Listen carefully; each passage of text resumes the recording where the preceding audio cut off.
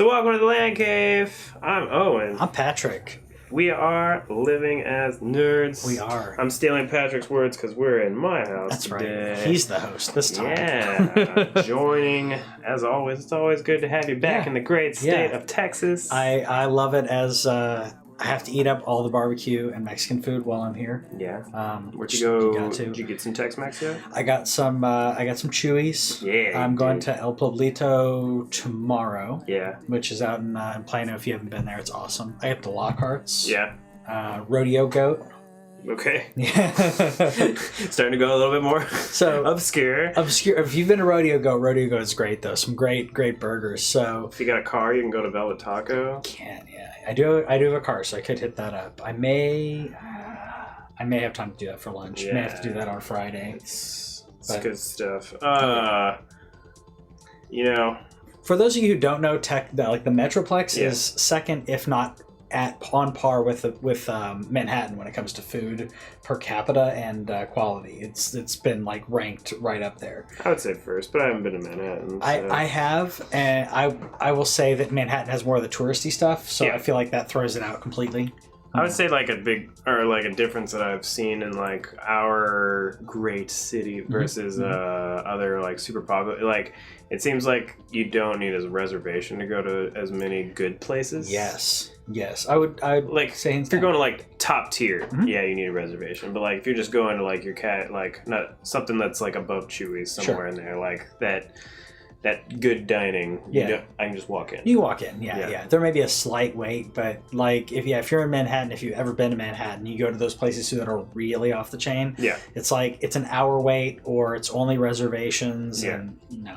Can't, yeah. So we just have more space here. Of course, much more space. Yeah. Anyways, you didn't come here to talk about food. We'll probably talk about. We'll always talk about food, but we'll talk about nerdy stuff and live. Like we said, we live in as nerds. Talk about gaming, movies, all kinds of fun stuff. I even put a book story in there today. What? That'll be fun. We actually do read, by the way. Yeah, occasionally. I actually feel a little bad because I haven't read any. This year, like last year, I normally set a goal of one book per month. Okay. And with the kid, I put my free time into video games instead. Whereas I had time to do both before. Now it's like if he goes to bed, I get like an hour of gaming in, and then I like chill. And I just go to bed like without the book. Yeah. So I need to get back to. Have you read anything? Sure. I am reading The Whisper Man right now, which is it's a thriller kind of thing, which the wife read, and now I'm reading it and borrowed it. But I'm behind on my reading because I meant to. We were doing a practice of reading every night before bed. Yeah. We don't watch TV before bed. We'll read. Yeah, it's good for your eyes. Very good. Great for your eyes. Great for your mental health. Helps to decompress. Yeah. Lately, I had been, and again, I know this isn't good for me, but I've been cruising like Imgur and other things, and I know it's not good for me. So I'm getting back into reading, whether it's my Kindle or an actual book. Either way, I go with the Kindle. It's right there. Actually, Kindle Paperwhites or right before New Year, I was on the second book of The Name of the Wind. Thing, and then that's where I don't feel bad that I haven't finished that yet because the third book doesn't exist yet. So he's got a George R.R. situation going on where like they've been waiting for like that third book forever. I know you've been here this week, but we didn't talk last week about anything that you've been playing. Yeah, well, I have been playing. I think we've been talking about Metal Gear Solid. I am halfway through Metal Gear Solid 5. Cool. And I realized that because I was thinking, did I just beat the game? And it's like, nope, end of chapter 1. Yeah. Oh, that's what's going on. I knew a lot of the plot already. I don't know how many chapters I did. I'm pretty sure it's 2. Oh, okay. Played some Baldur's Gate. I think I told you about that. Yeah. Switch port, it's weird to me bringing that into playing on Switch, where I can totally see this working better with a mouse and keyboard. Yeah. Which hasn't been bad, but I've been playing that. But yeah, mostly some Metal Gear, and I'm just anticipating Final Fantasy and a few others. I need to jump into my backlog a little bit more, like you are. Yeah. So I'm doing. I was trying to like think of a name for it, so I finally came up with Backlog Blowout. Yeah. And this is just leading up to Final Fantasy VII. I'm doing it for no reason other than the fact that like there's a couple new games that have come out this year that have been interesting to me. Where I'm like, I kind of want to play it. There's a Kentucky Route Zero and I wanted to play Kakarot, but then I'll just wait for that to go on Black Friday sale. But so again, managing time where you're like, am I going to actually play this versus I'll get it later? And it's more, it just came down to I'm so excited about Final Fantasy that I just don't want to buy anything else right now and just be like, Final Fantasy is still 3 months away. And while I'm still like that, at least in this way, the games are already, like, I'm playing stuff that I specifically bought at one point or another. And I was like, like, it's not like a Steam game where I'm buying it on sale. Like, I specifically want to play this, so I have it downloaded already to either my PS4 or my Switch. And this one was on Switch. I beat just a couple days ago Ori and the Blind Forest. That's great.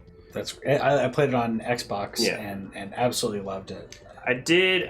So like I kept comparing it to Celeste, and honestly, I probably like Celeste a little bit more.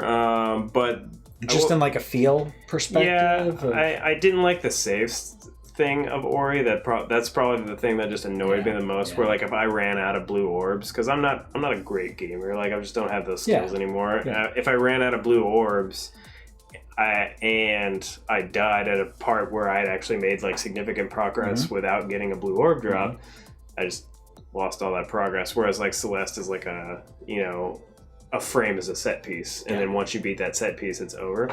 But the art is fantastic, and if you were listening at the beginning of the stream, or I don't know if he's going to be able to put it in the recording or not, probably because it's owned music, but it's playing a little bit of the Ori soundtrack. It's a great. I'll probably snip that just so we don't get hit. Copyright. A great like I don't know, serene the right word. Like it's just a chill, real chill soundtrack. I enjoyed it a lot. I'm glad that I played it. I'm really glad that Microsoft put it on Switch so that I could play. I played it both in handheld mode, which if you're gonna play it on Switch, I don't recommend that because Joy-Cons and the jumping precision that you need. Like if you played Celeste on Joy-Cons, it'll kill your hands. Get that Pro controller for that. I agree. I did play some Far Cry 4, by the way. Cool. Which I realized I had barely played. I just played that with my nephew this week. With the dude in the pink suit on that cover, right? Yeah. So I realized I didn't play as much of it as I did 3 and 5. Yeah. But yeah, I enjoyed that. I feel like 5 improved on a lot, and I feel like, other than the villain, because Troy Baker's amazing in 4, I feel like 3 was a better overall game. Did you play the villain? Yeah. Oh, okay. Yeah. I didn't know that. Yeah, he's everywhere, man. Before I move on to the other thing, I started playing a different game, but I did read, actually today, I put it on the TheLanCave page. I know some people saw that. Which you can always go to facebook.com/TheLanCave, where I post lots of things, especially today because PAX East is going on, so there's been a lot of news. Ori and the Will-O-the-Wisps, they announced that they got rid of the orb feature and turned it to automatic saves. Okay, good. And they also said it's heavily inspired by Zelda, which made it more intriguing for me, but then I got sad that it's going to be on just Xbox and PC at first. So if it's coming to Xbox One, I'm tempted. Yeah, I could sub to Game Pass for a month to play that. I'd probably grab it. And speaking of Xbox, I feel like we can pivot into that though, because we did get. I almost said leak. It's not a leak. Xbox just straight up said we're going to drop some news on you. We're going to drop some specs on you about the Xbox One Series X because they've been talking buzzwords. Yeah. And I will say some of the things in here sound like buzzwords, but it's more. They are telling you about it, but. Now we're getting into more than just the numbers. There are other aspects to the game other than just how much RAM, other than how the CPU is. By the way, 15 teraflops, right? 12 teraflops. Okay. Still really floppy good. The flippy floppies very floppy are good. To this day, even like people that are more knowledgeable than me in the industry don't know what a teraflop is, so I don't feel bad that I don't really understand. Like I get it. I know that it's like graphical comparison. They compared it to some PC stuff where like it's above a 1080 Ti, which was cool. And I know a lot of PC people that will kind of crap on it, but at the same time, whenever you're thinking about what the Xbox and PlayStation, for that matter, what all consoles can do versus PCs is that PCs don't have, they have to do so many other things, whereas a console literally just has to run its basic operating system in the video game, so they're allowed to get more out of it. Correct. It's more efficient, and also PC gamers forget that the majority of developers, you're playing to the lowest common denominator. Yeah. So when it comes to the consoles, they are going to make your game, even if it's a PC only game for the most part, they're still playing around those specs, the expected specs.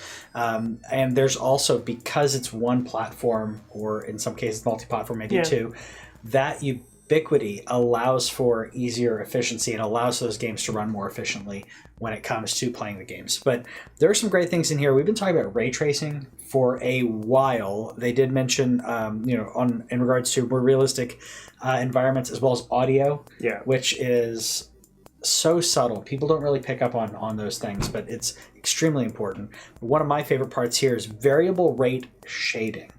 This is going to be one of we talk about ray tracing a lot, but variable rate shading is going to be the most subtle aspect to this that's going to get the most bang out of your buck, because out of efficiency, that's going to allow them to shade specific, if you read what they're actually saying, if you translate what that really means is they can make a main character who's in the foreground. They can work on that and not have to worry as much about the background, and be able to shade them separately, be able to again work more efficiently, so they can make that character, the facial movement and everything like that, focus in on that and not have to focus on everything equally. It's going to be something that you're not going to notice, but you're going to notice it. It's subtle. It's probably it'll probably be one more of those things where it's like when 1080p was starting to happen, and then the 4K. Like if you're on a 720p TV, for example, which that old baby right there is 720. If you're on a 720p, it looks fine. It looks good, and then you move up to a 1080p. And then you try and go back. And it's one of those things where, like, when you get this new level of graphics on your console, especially if you're a console player and not a PC player. If you're a PC player, you probably are just fine. You're talking about refresh rates and stuff, about 144, whatever. No, we get it. But from a console perspective, like, it'll be one of those things where, like, you're playing on your Xbox Series X, and then you go over to your friend's house who still has the Xbox One S or something like that. And it's you could probably play the same exact game even, and it's not gonna be you're gonna notice. You're just gonna be like, hey, still looks great. It could look it's a subtle difference. I would say similar to 1080 versus 4K, depending on the screen size. Obviously, if you have a larger TV, you can notice 4K more. But if you have a 720, I know you guys can't see this in here, but is that a 26-inch? 30? That is a 21. 21. Okay, it's a little further away from me, so I thought it was around 26. 21 inches, 720. It's not going to be bad for watching some Netflix and different things like that. We have one in our craft room, similar 20. I think it's 26 inches or so. But the idea is the 720 because it's dirt cheap and it really doesn't matter. We're just throwing some Hulu and Netflix or whatever on there. But when it comes to having your main larger screen, you're going to notice that. But I think they did a study where it's over 32 inches. If it's under 32 inches, if it's 1080 versus 4K, your eyes can't tell the difference. Because the screen's smaller. Similar to the Switch. The Switch isn't 1080. No. But it doesn't have to. Nobody cares at all. The things that... before I mention the thing that really stood out to me is awesome. One thing that I will say is they don't mention storage levels, they don't mention RAM levels. Like, whenever they were talking specs, they didn't really get into any, but the spec that came up with the SSD that is the most interesting to me and the most awesome sounding is quick resume, not just for one game, but multiple games. That's the first thing that I messaged you back. Awesome. So he messaged me the specs about it, saying, hey, this came out, and it's the first thing that I responded with him, because when you, it's not a lot of time, right? But when you pull up your PlayStation 4 or whatever, and you say, I'm going to resume the game, cool. If Whitney takes over, I'm going to let her play her game, that's fine. But there is a moment where I'm thinking, I'm going to have to wait like 30 seconds or a minute for my game to load. Now, with the new solid state drives and everything, we are going to Did I save? Did I save? Yeah, but... Not as big of a deal these days with the autosave feature. It really isn't. Like, it still could just be like a thing of like... It happened the other day where I was at the very end of Ori, and it's one of its many escape sequences, but it's the last escape sequence, and she wanted to do Ring Fit. Sure. And I was like... whatever. I'm gonna lose probably like 10 minutes of my time. Yeah, I don't care. Like it's worth it. It's worth it. It's not worth a fight. No, there would be whatever. There wouldn't be a fight. There would be a fight. We're way too casual about that same. about that kind of thing. But like, it would be a thing. Like, it wasn't worth me getting annoyed at for losing that. But in this case of multiple games, it's like, yeah, no problem. I'll resume. I'll resume whenever you're done. Yeah. Right now, it's between, because I said Metal Gear Solid. I played Metal Gear Solid 5. Whitney's playing Red Dead Redemption 2, nice. Which is so wonderful. And a B to load. Yeah, it is. So when she quick loads, it's like, this is fantastic. Because I think it's like 2.5 or 3 minutes of just waiting on that load screen. Long. Just like Grand Theft Auto. The world is so large, the amount of assets that it's loading for it to be able to play properly. But yeah, that's the solid state was great. Quick resume was great. Everything that I'm seeing on here is wonderful. This paired with we talked about Game Pass. Yeah. And the other aspect that I think is amazing, and I feel like Sony has to do this, which is to say that Xbox, they've said, if you're buying a game on, I believe it's digitally is how they're finding this out, which is if you buy a game digitally that is also going to be on the next Xbox Series X, that you're going to be able to play it, you're going to play that version on the Xbox Series X or the Xbox One. So if I bought something now that is coming out in that version, which Cyberpunk also mentioned this. Yeah. Cyberpunk was the first developer to mention it, but Xbox is basically saying, look, I don't want people to have to buy the game multiple times.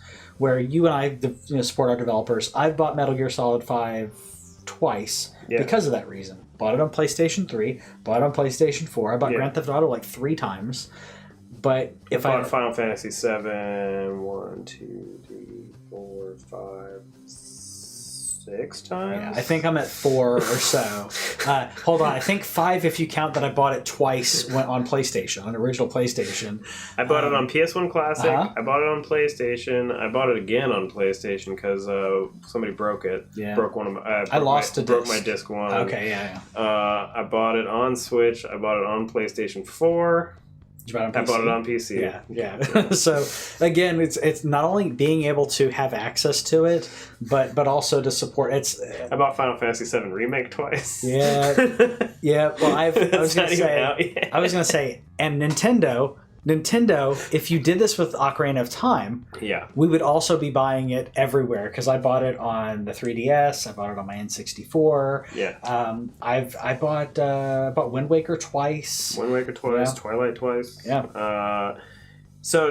But the cool thing is that from a first-party perspective, Xbox, because you mentioned like the first developer, Microsoft is a developer. Correct. Like they said all of their first-party games are going to transfer over, and then as a third-party thing, which is a cool thing for CD Projekt Red to do, they said if you buy Cyberpunk on current gen, I think they said I think they just said next gen and didn't blanket it to Xbox, so they said you'll get the next gen version. Yeah, to me, that is allowing comfort for people to understand. First of all, we're in here for the long run. Second of all, if you want to play the game now, play the game now. Enjoy it. You don't have to worry about paying for it twice. I mean, we're not talking about paying for games multiple times to brag. We're just saying, like, we love gaming that much at those specific games that much that I'm like, I can't. I have to play it. Final Fantasy on Switch? Yes, I'm going to play Final Fantasy 7 on Switch. And we're doing that because we love those games so much. But some people are not able to do that, or they have to decide: do I want to play Cyberpunk again, or do I want to pay for something else? Yeah. Why not already have it in your library? Just keep playing it. This is a new. We've talking about subscription services and software and everything. That's what it is going to be for the next generation.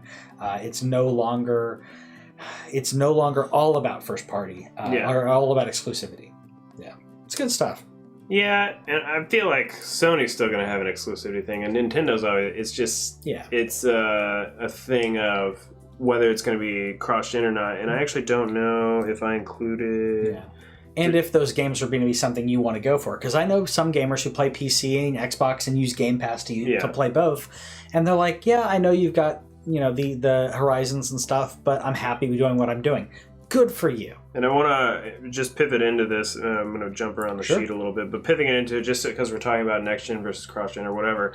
Square actually came out yesterday, I believe, and they said that they will not be making next gen exclusives for some time. So that means everything that we know of, at least, I'm sure that there's something in development that's next gen, but like everything that we know of in development is going to both be on current and next gen hardware. So that doesn't surprise me, but it surprised me a little bit.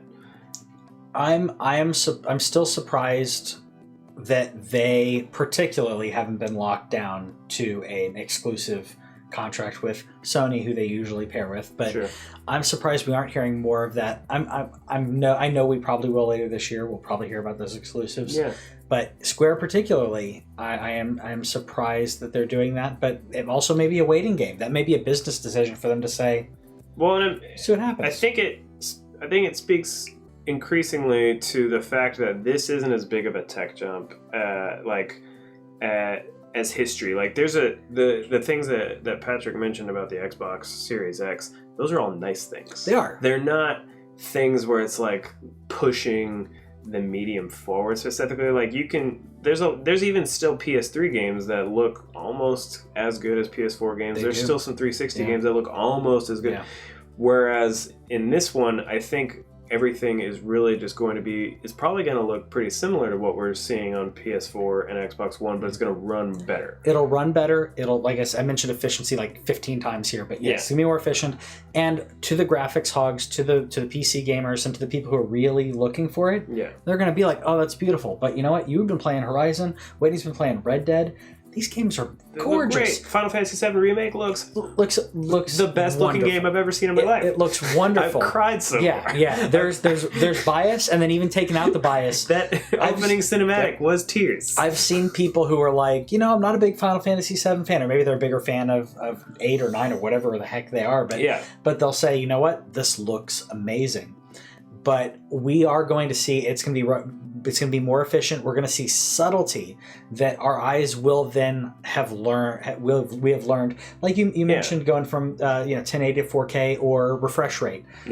Different things like that. I've seen some people who are saying, "Oh, this is probably going to be 8K capable." Who cares? The PS5 is supposed to be 8K capable. Series X, they mentioned that it will support up to 120 frames, which is good for your shooters. It's good for shooters. Yeah. But yeah, I just don't think there's going to be huge differences. But what this also told me is that means that for those of you who have the PlayStation 4 and are getting Final Fantasy VII Remake, and maybe you're like, I don't know if I'm going to jump to PS5 right away, that means you're probably going to get at least Final Fantasy VII Remake 2 or whatever they end up calling it. Yeah. I bet that's going to be on PS4. Yeah. And then probably subsequently Xbox One. I wonder if they do another year of exclusivity or not. But whenever I was reading some comments on this, and they were like, this is Square just trying to make money, and I was like, or whenever you look at it, there is around 200 million consoles out there, current gen consoles out there. Like, yes, that's money, but at the same time, it's like, well, let's support all these people who already have the console anyway.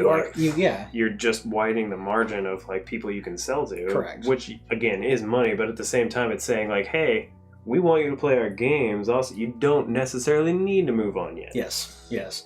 And I agree. You're 200 billion, users already ready to buy your game, who we don't know how well the PlayStation 5 and the Xbox are going to sell.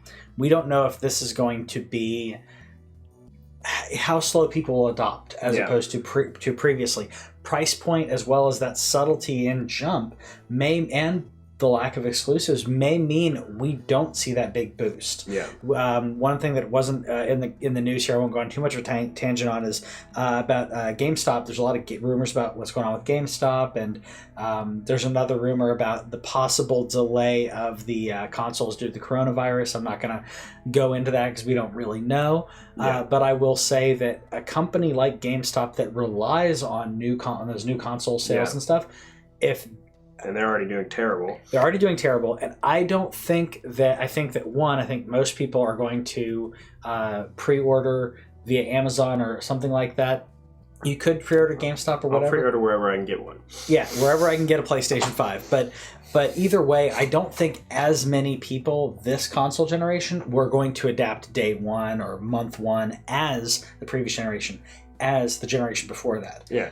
Don't worry, we will. We will, but I'm saying that it's not that they're going to be a failure. Yeah. I think it's going to be a slower adaptation, especially with the developers saying, you know what, we got you. We got you. You got PlayStation 4, it's fine. Xbox One X, you're fine. Some great consoles. Keep it. I'm keeping mine. This is going to be the first time that I'm not trading in that gen. Yep. I know there's some people who keep all your consoles, and that's honestly really smart of you. We have a friend of ours that literally keeps like everything he's ever gotten, and his collection is beautiful. We love it. Yeah. But at the same time, from like my perspective in this situation, and everybody's situation is different, but like, you know, I have a kid now. It's like I just don't have time to keep up with a game collection. But this PS4, I'm going to be able to show him games on the PS4. I have over 300 PlayStation 4 games. Yep. I will say, I've talked about my history of consoles, selling them or not getting them or whatever. Yeah. But I have my Wii U. I have my PS3. Yeah. I have them in the closet. Yeah. So I can play them if I want. Yeah. They're not cabled up. The PlayStation 4, I will say, the PlayStation 4, when I get my PlayStation 5, the PS4 is going to go in my office. I think yours is probably going to... I'm going to hopefully stream more to our Facebook channel with the PS4. Right here, because it's hooked up, It's the same situation here. I'm going to have it ready to go because I have my PlayStation... I'll have my PlayStation 5 then replacing it. My Xbox 360, the only reason that I sold that was because my Xbox One took over there. I'm like, why do I need the additional hardware from a collector's perspective? Yeah.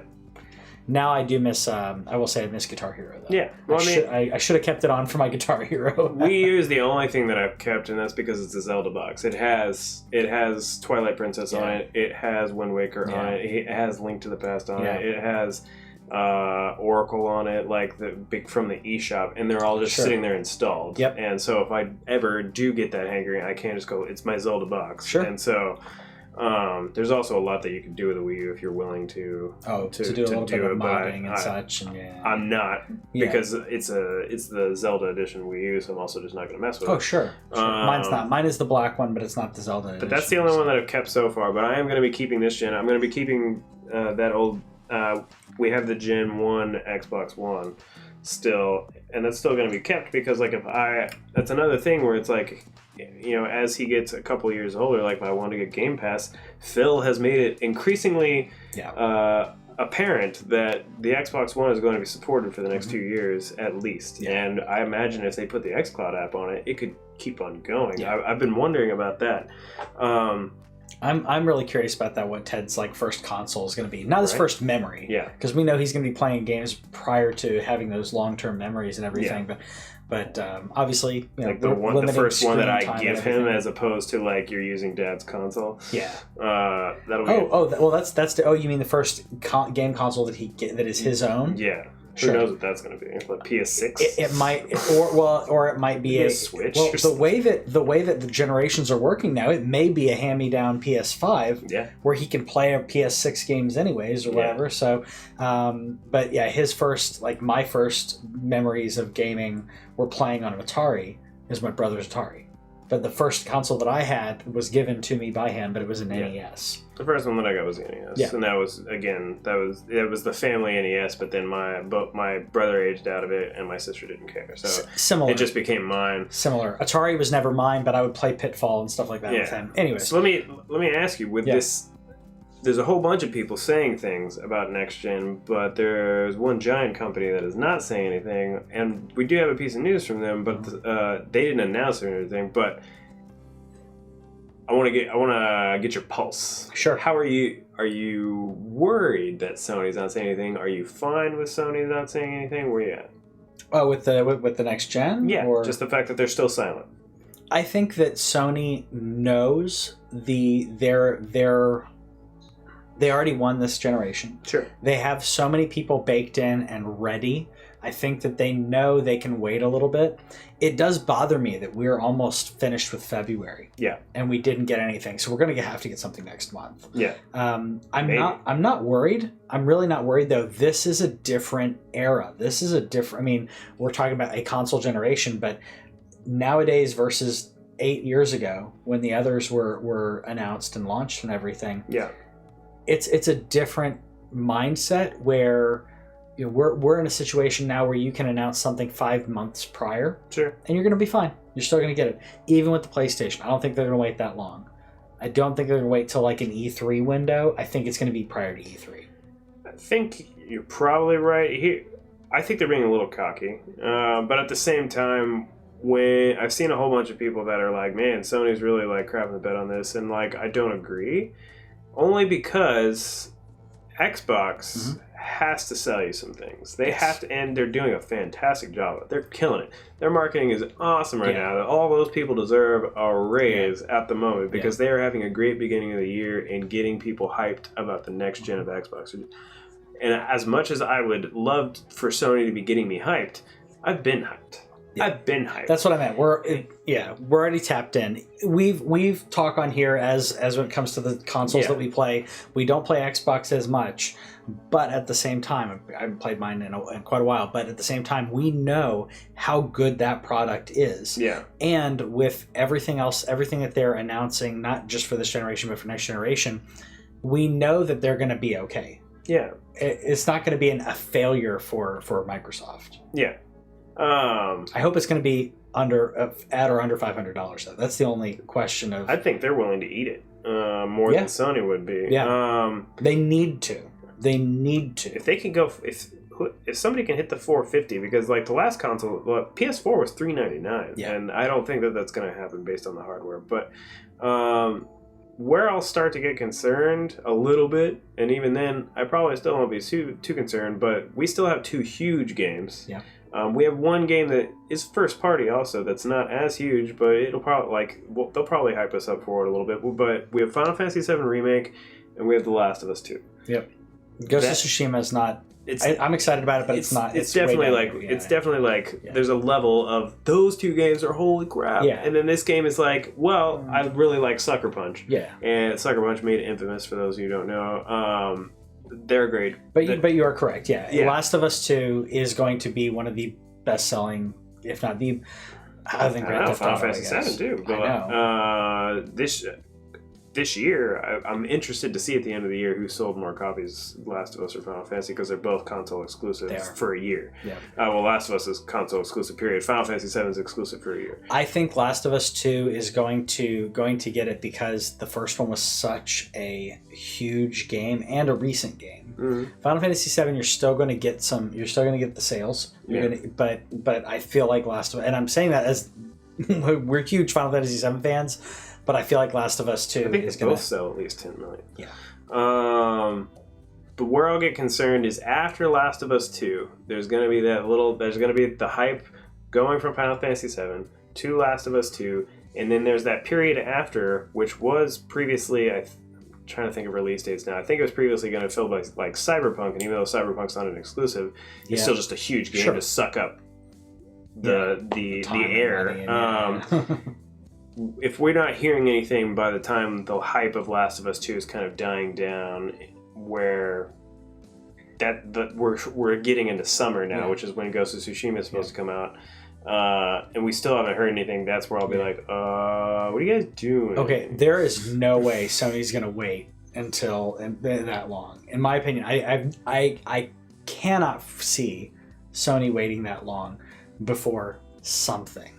And they may not put out full-on specs like this. Yeah. Maybe they will put out their version of what Xbox did in the fall, which was, here's what we're excited about the next generation of our console. Here's some people talking about how great it is to develop to it. Yeah. We'll at least get that.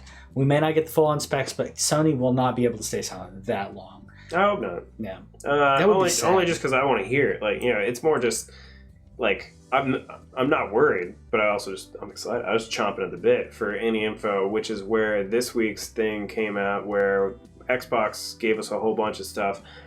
We saw a patent being filed for the PS5 controller, where in addition, so what was previously announced in the Wired article that everybody should go read from a few months ago, was previously we've talked about the PS5 controller having next level feedback in terms of like the haptics and haptic trigger and like things being reactive, and that's cool. Now we're seeing a patent for biometric sensors. Yeah. I don't know what you could like. I mean, I know what you can do with that. Okay, I know what Sony and others have been talking about doing with it. Sure. But not many people are going to buy it from a perspective of, I want, like, there were some developers and other people talking about, again, this is talking about the tech aspect and saying, well, we could have a game gauge how excited you are, or time a scare or whatever it is, and I'm like, okay, but who is going to buy it for that reason? No. A very very small amount of people. This is going to be about health and fitness and that in my opinion. Well, what I thought of was not just a reaction to a scary movie, but or a scary game. Yeah. But imagine a scary game reacting off of your thing, like having, I don't know how, we don't know any, at least I don't know anything about game programming. Yes. But imagine where there's a tense thing and it can feel like your heart's starting to res a little bit and it reacts to that. Yes. Where hey, if you're you're too chill, if you're too chill, it's oh, we're gonna hit you with a jump scare now. Yeah. Or if you're right overly, when you start relaxing, then they hit you. Or if you're not relaxing enough, maybe they tone it down a little bit. Maybe because you have to have that. Maybe the monster box slows down on giving you some new things. There's stuff in there where that's pretty fascinating. And that's what I was kind of getting at. It could be used for that, but the question is, will people specifically get who will buy a game that buys a horror game, that wants to buy a game specifically one that's going to react that way? I think it'd be fascinating, but I'm not going to buy a peripheral. Would do that. I'm not going to. But you're going to buy peripheral just for that and nothing else. You know me. I don't play those games. Yeah, you don't.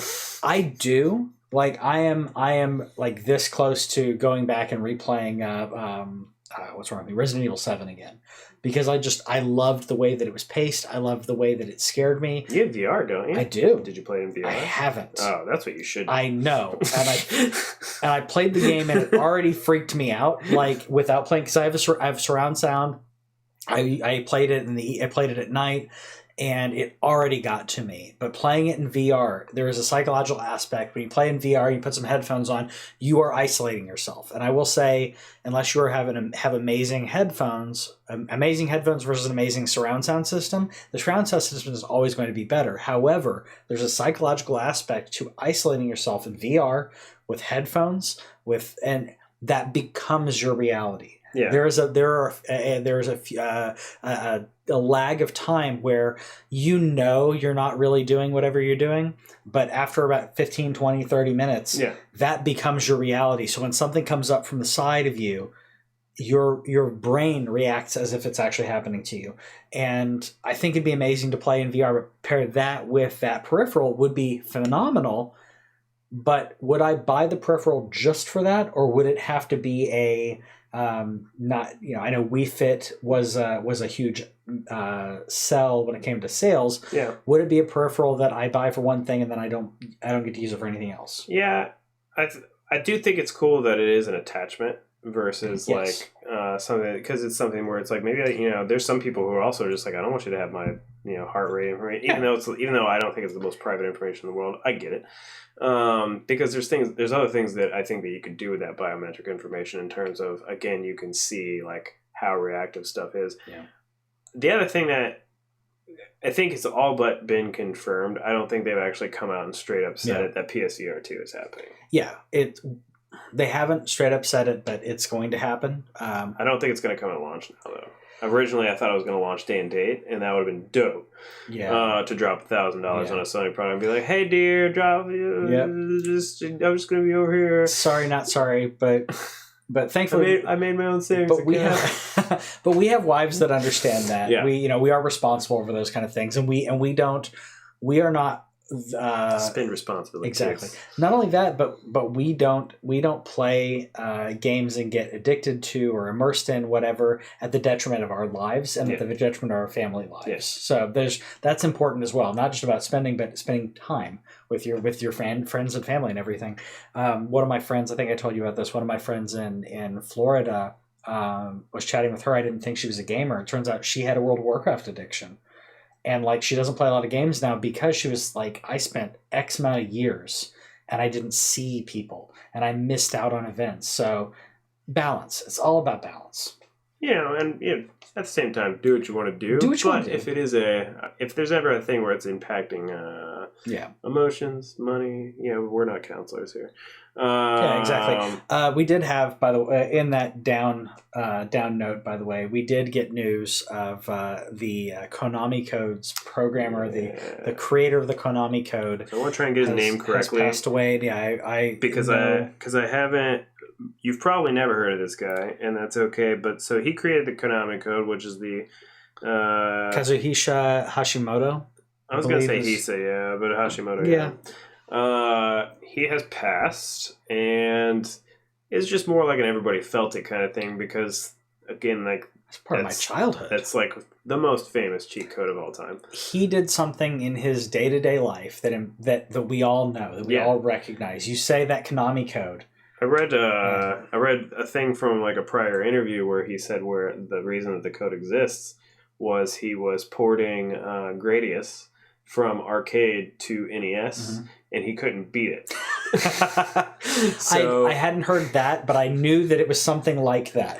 Like he even says like obviously I'm not going to be able to beat it because I guess he didn't make the game. And sure. I have played, but the original Gradius is apparently really hard. Yeah, it is. And so he put the code in there to help him port the game over. which I will say from a programming standpoint, from a testing standpoint, now we have console commands and everything. Back in the day, you didn't have that as much, right? So a lot of the codes back in the day, that's what they were for. They're for developers to say, maybe not beat the game, but it was like, can I test this and make it a little easier in my testing time frame and then get back to coding? But that's hilarious that he straight up said, like, I couldn't beat this game, so I'm just going to create a code for it. And that code was everywhere. Yeah. All Konami. And it's even exists in something like I think you can even go to like google.com and put it in there and it does something. There's certain websites that post it in there as an Easter egg. You can still go back and get 30 lives in Contra. That's what I was going to say. I don't know anybody who beat Contra without it. No. I don't. I know someone's out there. I've seen it on speedrunning. Sure. But I don't know I know people who played Contra. I know people who beat Contra, but they put in the code. Of course. Yeah.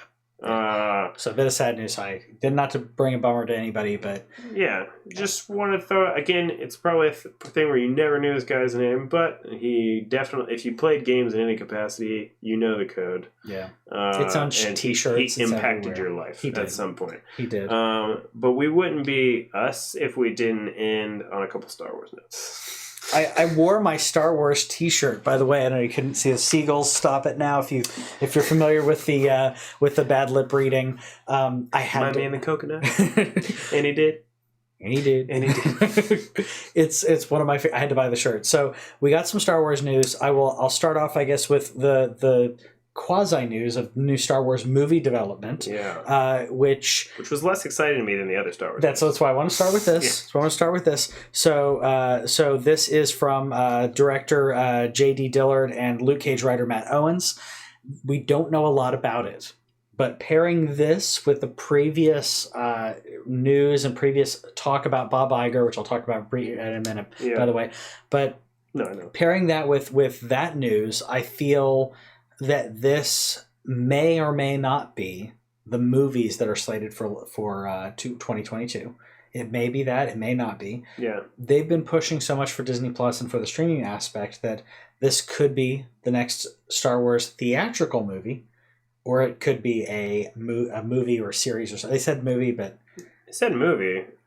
Maybe a direct to Disney Plus movie. So that was what the article speculated on. I was like, I just can't see Disney doing that. I can't see. I can see them putting out series after series, because that's going to keep subs going. More Mandalorian. They want subs to keep going. We just got. I'm not there yet, but they just started the final season of Clone Wars, and at the same time, the very much lesser known series that I actually enjoyed a little bit, Star Wars Resistance. Mm-hmm. They put season 2 on there this week too. They're trying to keep that sub rolling, that's 2020. That's everybody now. So I just can't see them putting a movie on there when, even though episode 9 didn't do as good as episode 7, it still made a lot of money. And not only did it make a good amount of money, but critically, some people didn't like it or whatever. 9 was better than 8. Yeah, it was more Star Wars than 8. It was more true to the vision of what Star Wars should be. and I know people could argue with me on that, but the track that is that. So it's made over $1 billion. Yeah, that's okay. Nothing to sneeze at. So domestic 514, and it cost, was it over a little over 200 to make or something?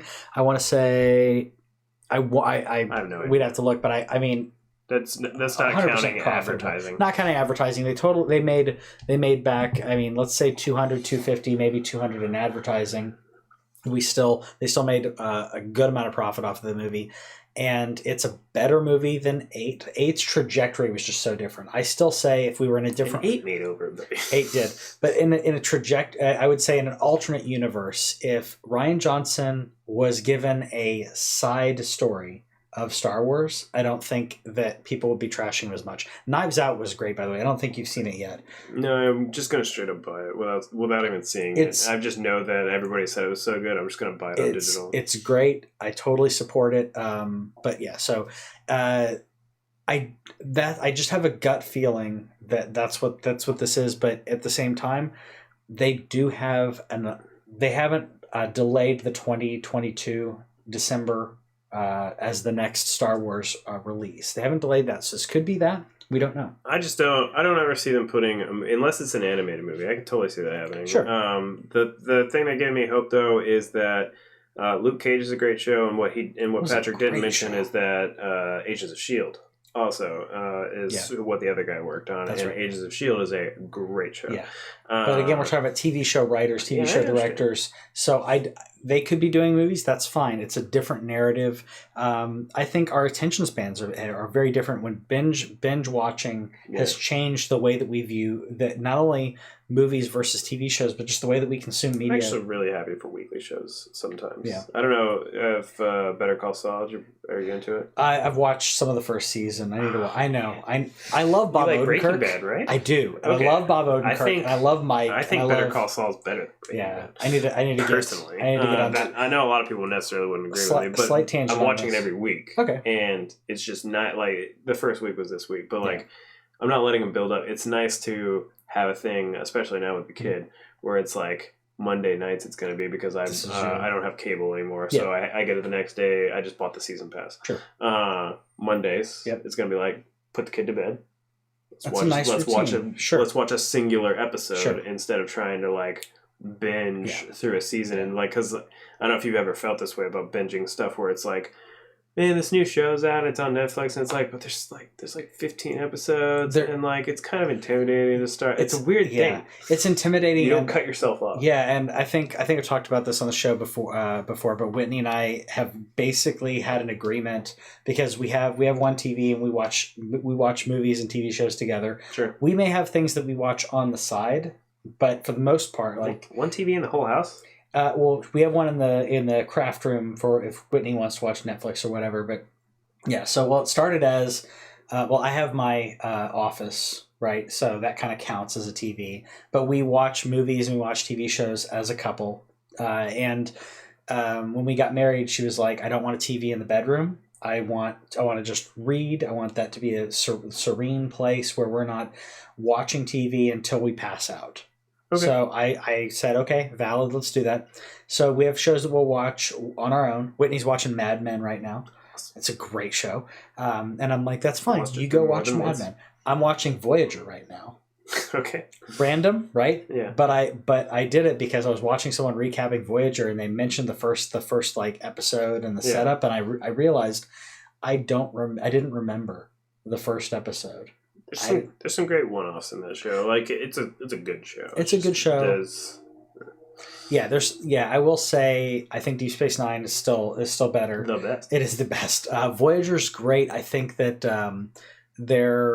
I think it has some great early seasons. I think it's one of the strongest early seasons for Star Trek. If you watched TNG first season, it can get rough. One of the best like mini series of episodes is the Hirogen and them. That I don't know if you remember that in Voyager where they take over the holodeck and like recreate all like these like war scenes. I don't.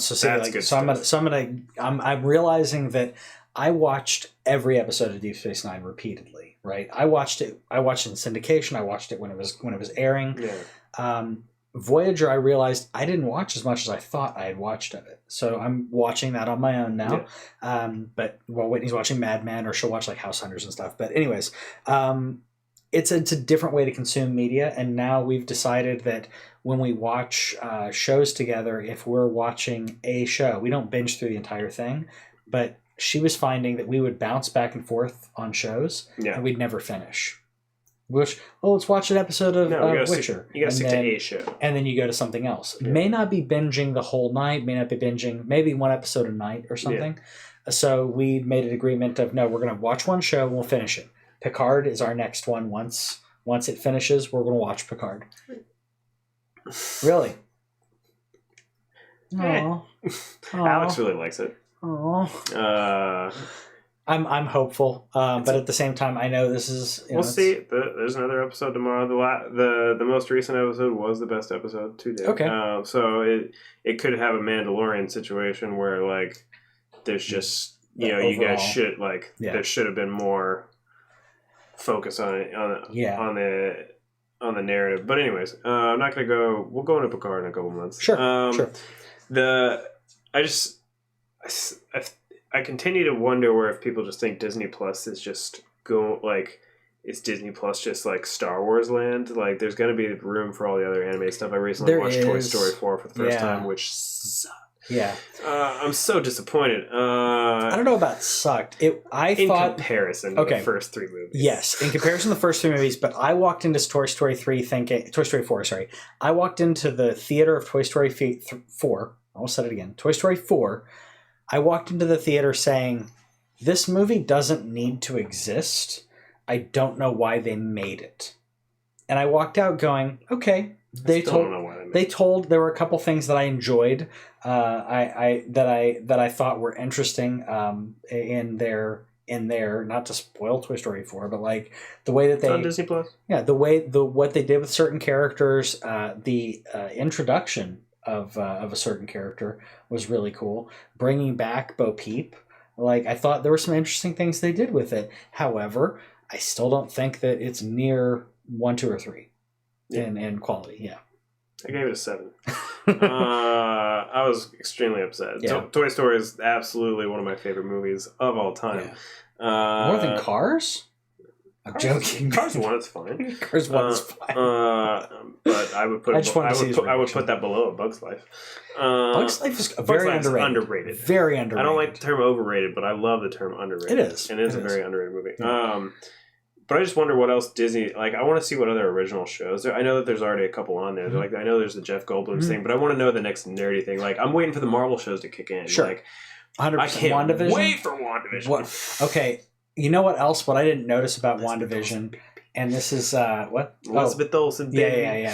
Sorry, there's another thing that, like, not that I was trying to spoil it or anything, but I randomly was looking through IMDb. It was a rabbit hole. I clicked a person, and then I clicked a show, and clicked a person, kept going through, and I was like, oh, what's Kat Dennings been up to? She's going to be in it. So we're going to see Darcy. Yeah. Oh, cool. So we're going to see Darcy. Random, and I still say that Thor should have gone after Darcy instead of Jane. Why? She's funny. It's a better, like, this is before Thor turned into the comedic thing that he is now, though. Because in the first Thor movie, he is completely played straight. He is totally serious, and the two of them playing off each other was fun. Now, of course, that's a little much. Yeah. But plus, Kat Dennings is awesome, and But now, of course, it's different. And what we've done with Thor now, Thor is next, like, right there with Iron Man when it comes to the depth of the character that they did. You may argue with me on that, but in regards to showing his depression, the hilarity in Ragnarok, making fun of him, but realizing that, like, he got through his depression and he was still worthy, I thought was a really great story for Endgame. I feel like he was one of the more fleshed out characters in the Marvel Cinematic Universe. Sure. In comparison to watching the first two movies with him, they did some amazing work. Okay. Yeah, that's what I say about it. Anyways, sure. I'm not saying he's near Iron Man. I'm not saying he's not a better character than Spider-Man. No, I wasn't even saying. It was more just that I'm one of the people that didn't like the third Thor movie that much. So I loved it. I know I'm in a minority on that one. But to end on a completely different thing, we mentioned that reading some books. So this is going to be the first time I think that we've talked really about like books extensively. But I'm super excited. Okay, I'm excited. So the news on this is they've announced what Project Luminous is. Yeah, because they kept saying Project Luminous, and we're talking about Star Wars again. We are talking about Star Wars. So Project Luminous, and there were some hints basically saying it was some type of multimedia aspect, and we didn't know exactly what it was. Project Luminous is now, we know it is Star Wars The High Order. Yeah. And the High Order is 200 years prior to the Phantom Menace.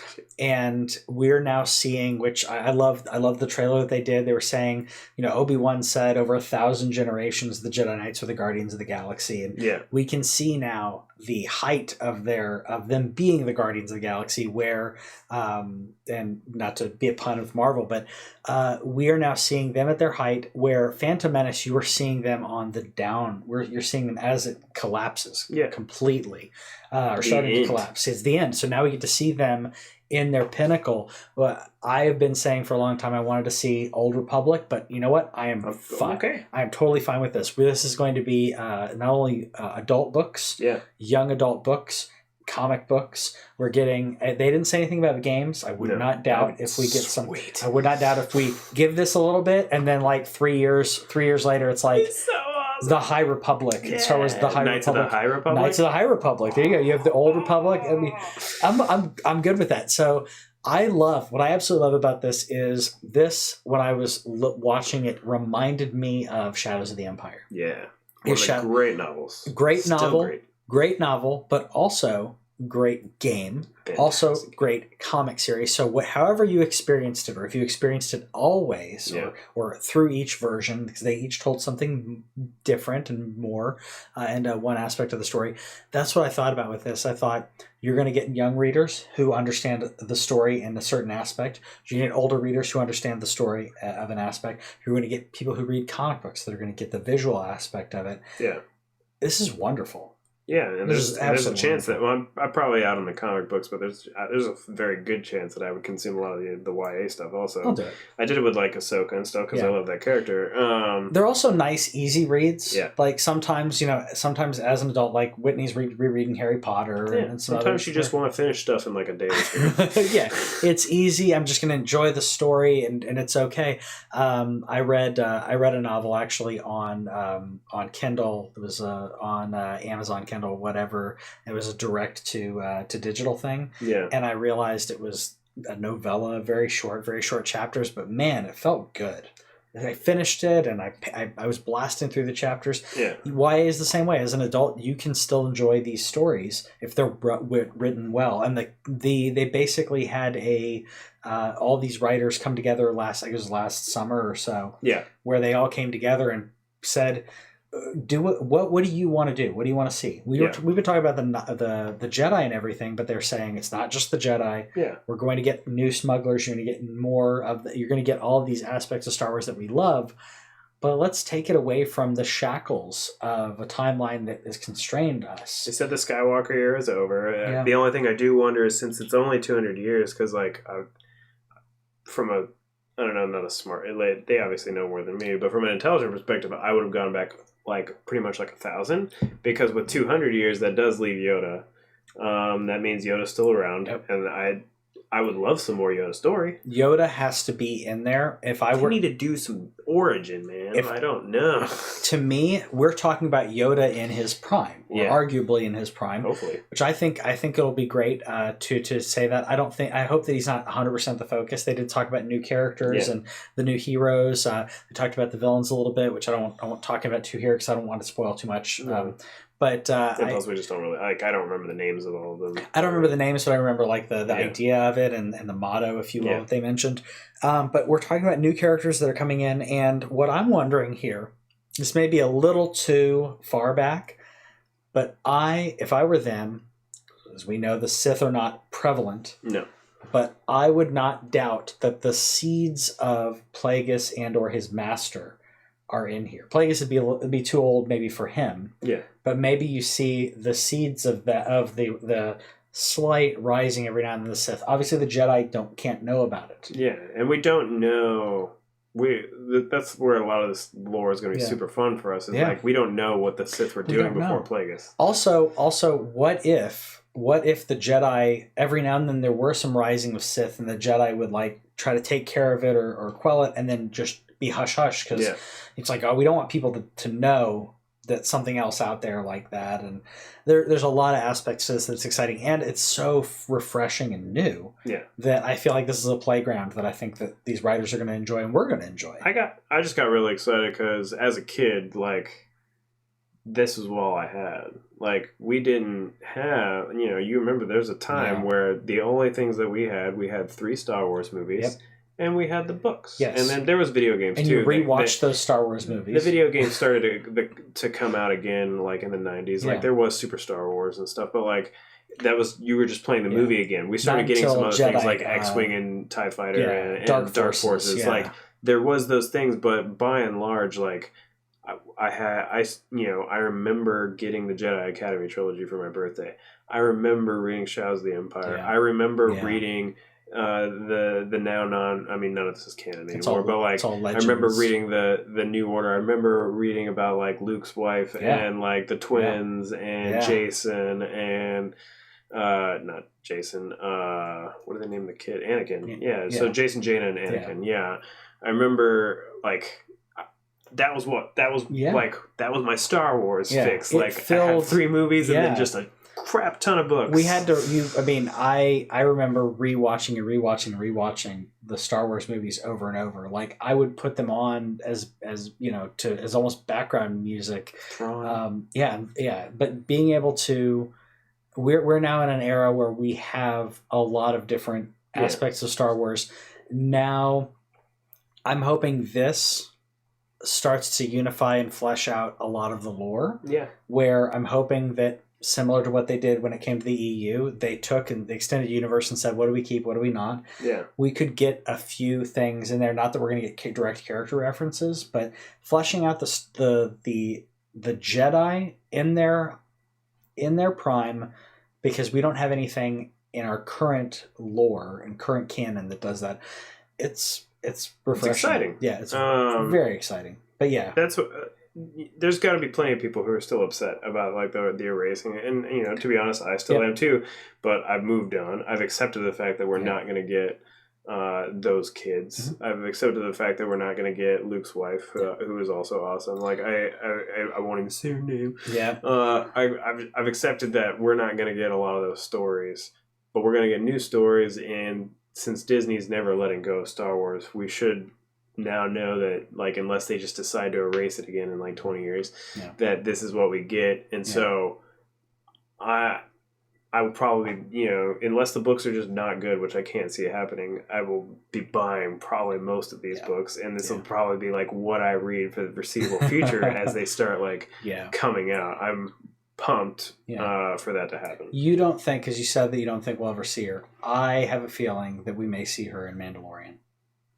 But she doesn't exist. I have a feeling that we're talking about Jon Favreau here. Sure. Who is like, you know what? I love Star Wars. I'm gonna do Star Wars the way Star Wars should be. And I wouldn't put it past him to be like, you know what? We're gonna have her pop in there. We're gonna have She's just not gonna be possibility. She may or may not be connected, and there's still a possibility of a young Luke Skywalker being pop up. Baby. That's what I really need. I would love that. I know that people are talking about Rosario Dawson and a few those one. I don't care. I just want her live. Yeah, exactly. I want to see a Togruta more like we've only seen her one in the for Shakti once. Yes. Yeah, so it would be great. So I'm hopeful. I think it's a great trajectory for it. But let us know in the comments what you think about that as we kind of wrap up. Let us know in the comments, what do you think about the High Order? Do you want to see these characters pop up in Mandalorian, because that's kind of the last vestige of canon of the Skywalker saga? Yeah. What do you think? You think they'll do it? Be cool. Yeah. But we hope you guys have a good night. Hope you enjoyed this. I'm sure he'll throw in some video or something later to make it cool if you're watching this on YouTube. But always good to have you in Texas, man. We'll see you later. Okay, bye.